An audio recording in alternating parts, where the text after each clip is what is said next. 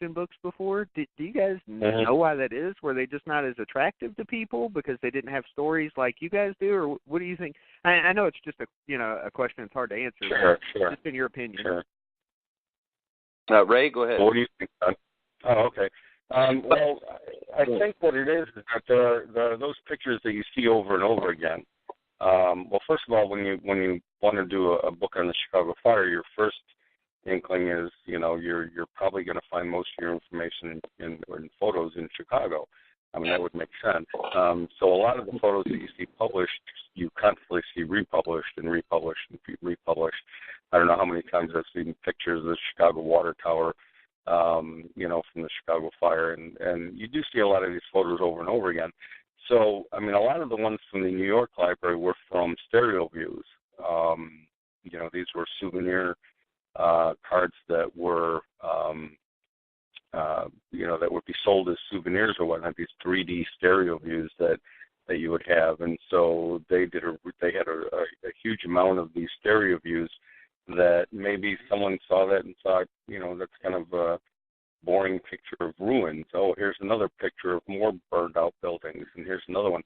But to actually decipher what that building was and, what they did there and who owned it, and, so that was, and the reason that we didn't find them before is that, I mean, who would have thought you'd look at New York to find Chicago fire stuff? So, and luckily for us, when John's actually the one that discovered it, that they just had released a huge amount of digitized photos, and it's not all Chicago photos. I mean, there's millions of photos that they've just collected over the years, and so we would search on Chicago and then kind of sort them out and go, oh, here's one of the LaSalle Tunnel that we hadn't seen before, or here's one, and obviously we read a lot of books on the Chicago fire, so when something stood out as, wow, this I've never seen this one before, it's kind of neat.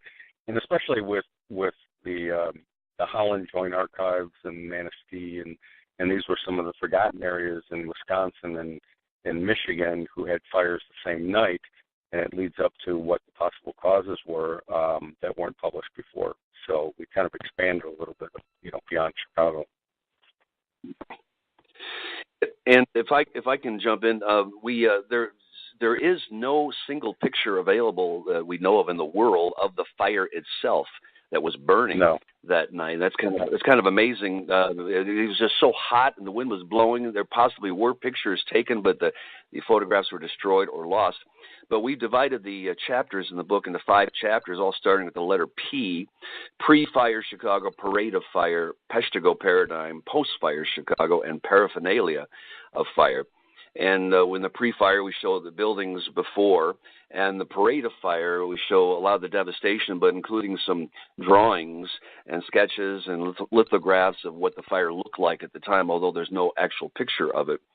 And like Ray said about the Peshtigo paradigm, that actually is a triangle of fire of Chicago, Peshtigo, Wisconsin, by Green Bay, north of Green Bay, and then the lower peninsula of Michigan were all on fire the same night, almost the same time, and there is a possibility that they were all connected. And Peshtigo is considered the worst fire in the history of the United States. It happened the exact same night of the Great Chicago Fire. Yeah, that to me is one of the most interesting things, and I definitely want to get into that, how there were multiple fires in multiple places and how that could have happened. But, yeah, we'll kind of get there as we need to. As far as the book goes, you guys continue on with whatever you want to talk about as far as the book, and then we'll get into the story when you guys are ready. Sure. If you want, if you want, we can get into the story of the fire itself. Yeah, absolutely. Like I said, it's your time, so however you want to do it is fine with me. I just wanted to kind of educate people on the fire itself in whatever way you guys feel like. I'll just start real quick, and every book you read on the Great Chicago Fire, they all mention the same thing, which is very true. It was a very dry summer. Very little amounts of rainfall, and that's so true. And it was warm and it was dry. It was a powder keg, ready to be engulfed into flame at any time. And it was just the perfect chain of events that led to it. And the official statement from Chicago is we know where it started at 137 South Decoven, which is the barn of the O'Learys there. We just don't know how it started, why it started, or who started it. And the myth, of course, is Mrs. O'Leary was October 8th, 1871. And the O'Learys lived with Patrick and Catherine O'Leary. They raised 5 kids there in a little shanty. And she had some problem with her foot that night, according to her testimony, and she went to bed early, possibly about 8:15 or so that evening. And some of the neighbors corroborated her story. They came over there to visit. Oh, I'm sorry, you're already in bed. And so she had nothing to do with it. She had 5 cows back there, and the fire started around 9:15 or so. So she had been in bed 45 minutes or an hour before the fire started. The first thing she heard of it was the neighbor, Pegleg O'Sullivan, saw it and came and woke him up. And her husband, Patrick O'Leary, said, Kate, the barn is afire. Kate, the barn is afire. And that's one of the reasons I wrote this song I sent you called Kate, the Barn's Afire. And they went back there, and their main ambition was to save the barn and her cows and the house. And amazingly, they did save the house, because the fire was going the other way. And so a lot of the neighbors were kind of envious, too. That they all blamed it on her, of course, and her house was spared. But the barn wasn't. And then that started the whole chain of events that night, and it got ahead of the fire department, and it just got out of control. Many of the people from downtown saw it, and they thought, well, we're okay. That's in the West Division, it's the other side of the river. A big mistake, because then it just jumped the river. And then it just devastated the downtown area. The same thing with the north side. They looked at it, and it's the other side of the river there, and it jumped the river twice. And it just went through all the way up to Fullerton, and it stopped around sometime in the early morning hours of October the 10th, and a light rain started. We don't know if the rain stopped it or just they just ran out of things to burn, but it was a horrific fire then. Yeah. Ray, you can jump in. Oh, okay. I was just going to say it just ran out of stuff to burn. I mean, it was headed northeast, so eventually it was going to hit the lake, and lakes aren't known to burn. So, and the thing, one of the things that kind of delayed the whole reaction of the fire department was burned out. To use I didn't really mean to use that as a pun, but the fire department was burned out because the night before there was a fire in the same area.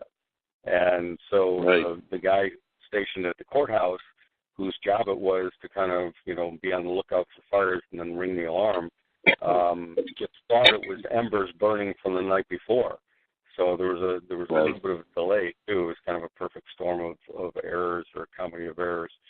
And it did head northeast. Like I said, my relatives were about 3 blocks southwest of the O'Leary place. When it happened. A really neat family story is that my great-great-grandfather was named Patrick Maloney, and there was a story within the family that during the fire he helped the fire department, that he was gone for 3 days helping the fire department. And I was like, wow, what a great guy, And then as I was reading more and more into the fire, and being Irish myself, and, being that this is a drunken history show, more or less, it kind of made sense, because a lot of the bars, they were afraid the Irish were going to start looting.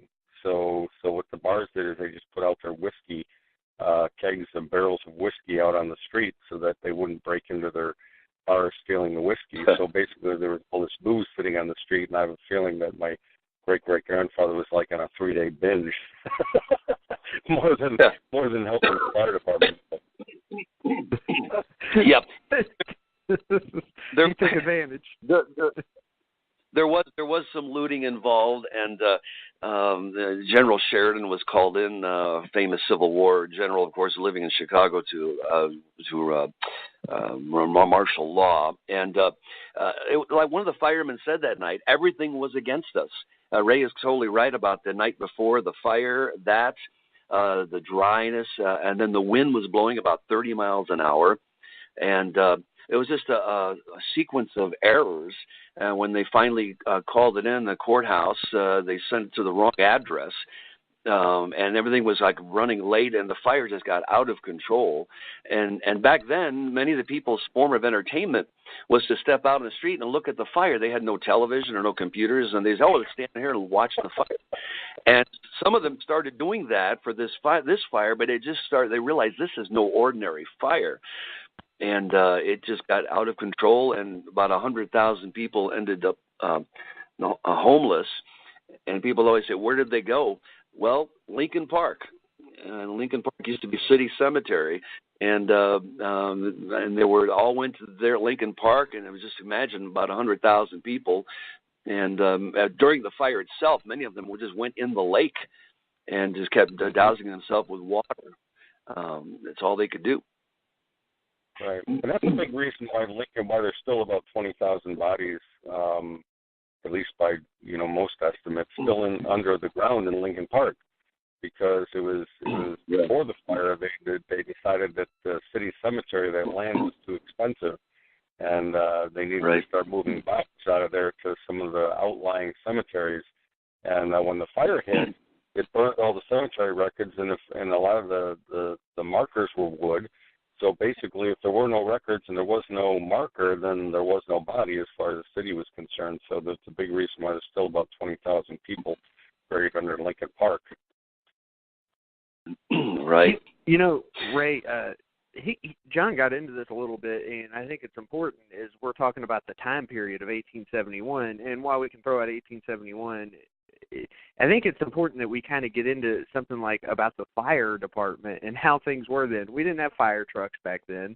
They did have a fire department, but, it's not the way we think of it now. Talk a little bit about that, historically speaking. Well, obviously they don't have, they had pumper wagons, basically. They had, in fact, they've got one on display at the Chicago Fire Academy. And it was basically just a big canister of water on a carriage pulled by a horse that would pump water onto a fire. So it wasn't like they could just hook into a fire hydrant and start, putting out fires. So, there were a lot of fires.